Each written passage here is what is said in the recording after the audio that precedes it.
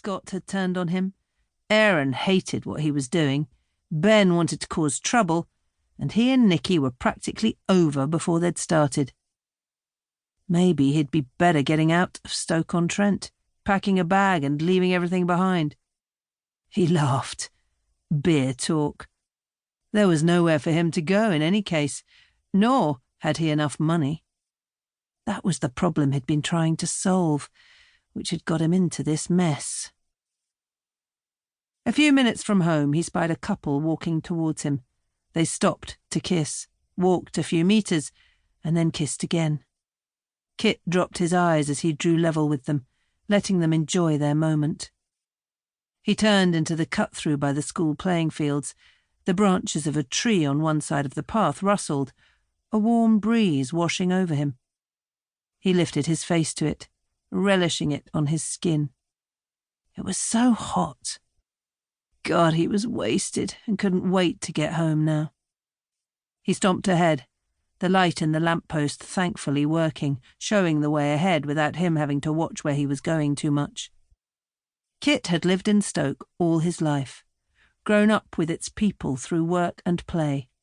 How many times had he walked this path during the years? It must be pushing into the tens of thousands, the area so familiar to him. It had been on his walk home from school. He'd been dropped off there every night when he'd got his first job. Then it was a shortcut from the pub to where he'd lived with Brooke, and now with Nicky. A noise had him turning suddenly, his eyes widening as he tried to focus. "Who's there?" He stared, but could see nothing. A shadow fell across the path. Something hard caught him on his temple, and he went down like a ton of bricks. The back of his head slammed onto the concrete path, taking the full brunt of the force and making the most awful noise. It didn't matter, though. He was dead before he hit the ground.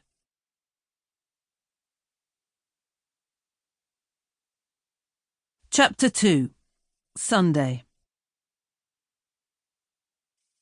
Allie Shenton stretched across to her bedside cabinet, feeling for the ringing phone which had rudely interrupted her sleep.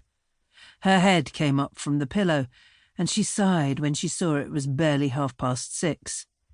"Turn that thing off," her husband Mark muttered, pulling the duvet over his head.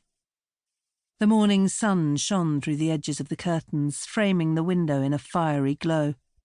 After a week of glorious weather, it looked like another fine day was on the cards. But it was her work phone that was ringing, which could mean only one thing. If she wasn't busy with a case, Sunday mornings were always spent reading the newspapers, propped up in bed, before they'd cook an oatcake breakfast.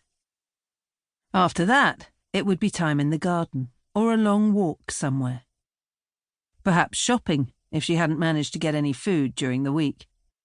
Allie ordered most of her groceries online, or she or Mark called at the local shop on their way home. But when she wasn't too busy, she loved to browse around the supermarket. "D.I. Shenton?" she said, her voice hoarse after sleep. Then she was wide awake, pulling back the covers and sitting on the edge of the bed. "Okay, I'm on my way."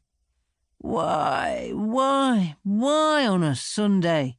Mark protested. "Because lots of people lose the plot on Saturday nights." She gathered together some clothes before heading for a shower. "Things escalate a lot in summer too. The sun brings out the best and worst in some.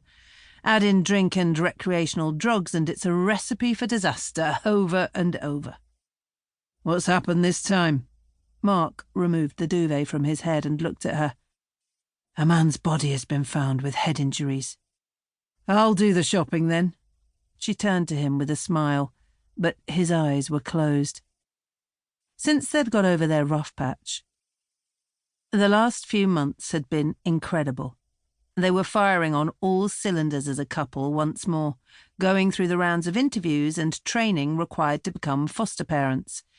They still had a few weeks to go before a decision could be made. Even so, Mark had brought champagne home one evening in anticipation.